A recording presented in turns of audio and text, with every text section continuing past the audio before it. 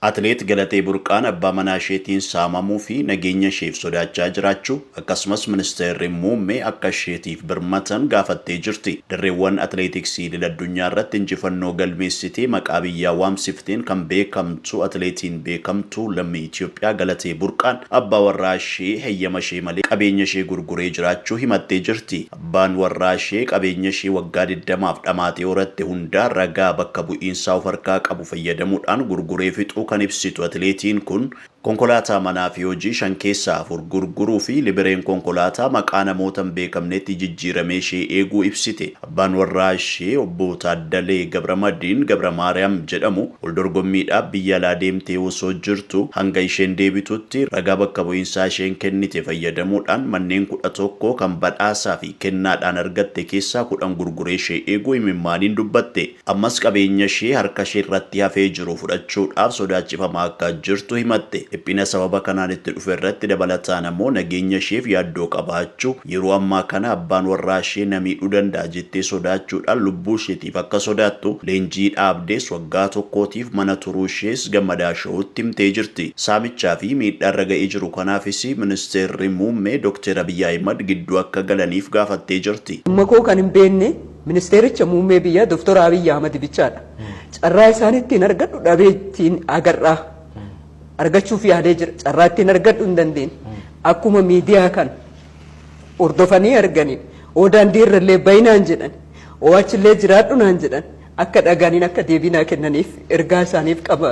Gara dorgommii atileetiksii deebi'uu fi fedhii akka qabduu fi dursa garuu nageenya isheef wabii akka argattu gaafattee jirti. Atileet Galatee Burqaa ergaa dhimmi ishee gara miidiyaatti ba'ee booda daawwattoonni hedduun haqi ishee akka ba'u gaafachuu eegalanii jiru. Dhaabbanni atileetiksii addunyaa miidhaa fi jeequmsa atileetota dubartootaa irra ga'u qolachuuf eeguudhaaf kaayyeffate seefgaardii akka jalqabu beeksisee ture. Bara 2024 keessa atileetiin Ugaandaa beekamtu Ribqaa Cheptegei Keeniyaa keessatti walfalmii dhimma lafaatiin wal qabateen jaalalleen ishee duraanii beensilatti firfirsee gubuun kan yaadatamudha. Keeniyaan atileetota dubartootaa rakkina wal fakkaataa irraa ittisuuf tattaaffii eegaltee jirti. Seenaan Galatee Burqaa rakkoo atileetota dubartootaa hedduun mana keessatti callisanii ittiin rakkatan ta'uu kan hubachiisedha. Atileetonni maqaa biyyaa waamsisan dafqanii qabeenya horatan yeroo akkasitti saamamanis namoota hedduu mufachiisee jira. Hawaasni ispoortii Itoophiyaa fi qondaaltonni mootummaa haqa nageenyaa fi ulfina atileetotaa akka Galatee Burqaa mirkaneessuuf tarkaanfii hatattamaa akka fudhatanis dhaamamee jira. Dhaabbanni hordoftoota amantaa waaqeffannaa ajjeechaa hordoftoota amantii waaqeffannaa irratti raawwatame balaaleffate. Dhaabbata hordoftoota amantii waaqeffannaa jiddugaleessa wiirtuu amantii waaqeffannaa Finfinnee fi naannawaa Finfinnee konya amantii waaqeffannaa Sooddoo Daaccii aanaa Sooddoo Daacciitti kan argamu koreelee amantii waaqeffannaa galma Malkaa Fincaa waxabajjii 1/2017 guyyaa naannoo sa'aatii 8 humna nageenyaa godina Shawaa Bahaa aanaa Qaaqee irraa dhufaniin osoo galma irraa ba'aa jiranii to'atamuun miseensonni 6 ajjeefamanii jedhee jira. Bakki itti ajjeefamanis ganda Langaanoo iddoo addaa Mogoroo jedhamutti akka ta'e dhaabbatichi fuula miidiyaa hawaasummaa isaa irratti maxxanseen beeksisee jira. Dhaabbanni hordoftoota amantii waaqeffannaa gadda itti dhaga'ame ibsa baaseen beeksisee jira. Akkasumas maatiif miseensota isaatiif jajjabina hawwee jira. Qaamni dhimmi kun ilaallatu taatee kana qulqulleessuun mirga heerri mootummaa amantii tokkoof kennu akka kabajamuu fi qaamni dhimmi kun ilaallatu taatee kana qulqulleessuun mirga heerri mootummaa amantii tokkoof kennu akka nuu kabajamuu fi qaamni yakka kana raawwate seeraan akka gaafatamuu qabus dhaabbatichi beeksisee jira. Dabalataanis dhimmi kun gama dhaabbataatiin qoratamaa kan jiru yoo ta'u miseensonni dhaabbata hordoftoota amantii waaqeffannaa bakka jirtanitti obsaaf tasgabbiin akka nu eegdan jechuun hubachiisee jira. Maddi fuula miidiyaa hawaasummaa dhaabbata hordoftoota amantii waaqeffannaati.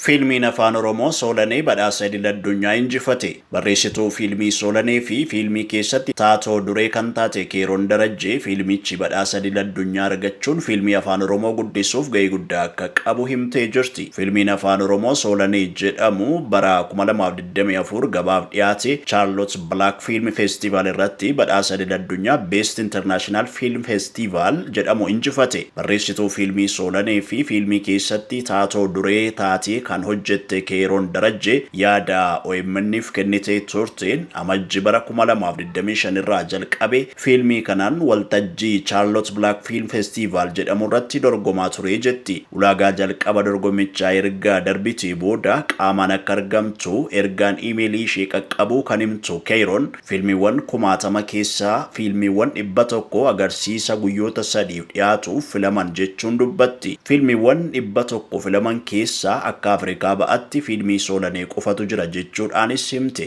Akka Keeroon Darajjee jettutti fiilmii Soolanee akka Afrikaa ba'atti qobaasaa kan dorgome yoo ta'u fiilmiin biyyoota akka Afrikaa dhiyaa, Kanaadaa, Meeksikoo fi biyyoota garaagaraa wajjin International Feature Film jedhamee dhiyaate. Waxabajjii 2025 irraa kaasee dorgommiiwwan garaagaraa adeemsifamaa ture hundarratti erga hirmaataa turre booda waxabajjii 7 bara 2025 fiilmiin afaan Oromoo Soolanee Best International Film Festival kan bara 2025 mo'ate jechuudhaanis ibsitee jirti. Keeroon Darajjee sababa biyyoonni indaastirii fiilmiitiin gurguddatan nu faana dorgomaa turaniif ni mo'anna jennee hin eegne, garuu seeneffamni fiilmichaa akkaataa itti hojjetame qulqullinaaf ulaagaalee hundaan injifataa akka ta'e waltajjicha irratti beeksifame jechuudhaan haala ture himte. Fiilmiin kun badhaasa addunyaa mo'achuunsaa dubartoota akka kootiif jajjabina olaanaadha kan jettu Keeroon indaastirii fiilmii Oromootiifis tarkaanfii guddaadha jechuudhaan himti. Dhumarrattis Keeroon Darajjee qooda fudhattoota fiilmii Soolanee hundaa galateeffachuudhaan dhaamsa ishee goolabdee jirti.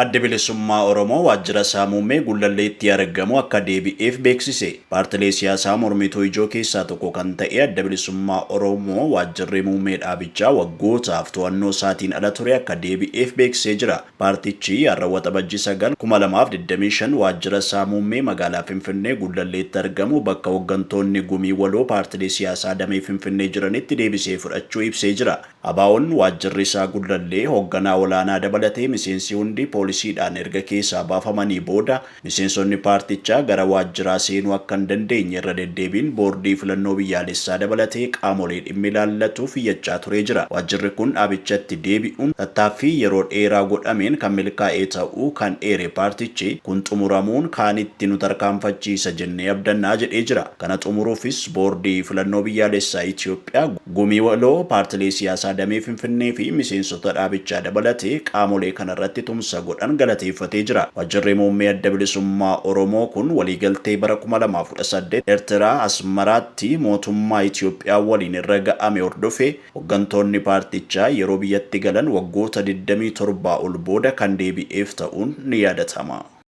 Biraazilitti jaalalleewwan gaa'ilaa konkolaataa reeffaatiin cidha isaanii geggeeffatan. Namoonni baay'een konkolaataa reeffaa daandii irratti gaafa argan illee dhaqni isaan suuka'a miira naasuutu isaanitti dhaga'ama. Jaalalleewwan gaa'ilaa Biraazil kun garuu konkolaataa reeffaatiin cidha isaanii geggeeffachuun ajandaa miidiyaalee torban kanaa ture. Maaliif ta'e jechuun keessan hin oolu. Dubbichi akkana.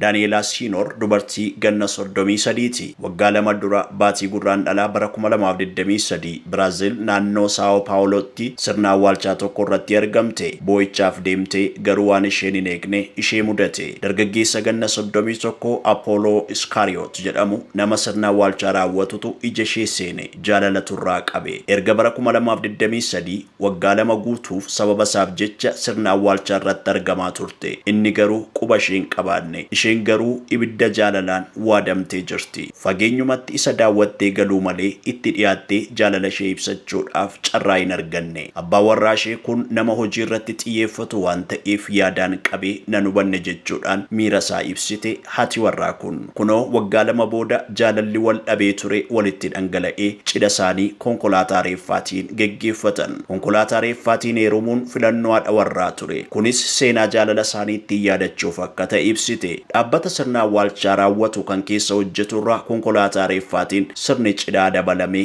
geggeeffame. Guyyaa cidha isaanii kanarratti barreeffamni afaan Poorchugaaliin barreeffame haga duuti addaan nu baasutti addaan hin baanu kan jedhu dhaadannoo misirroota lamaanii ture. Odiitii Seenteraalii fi New York Post wabeeffadhe.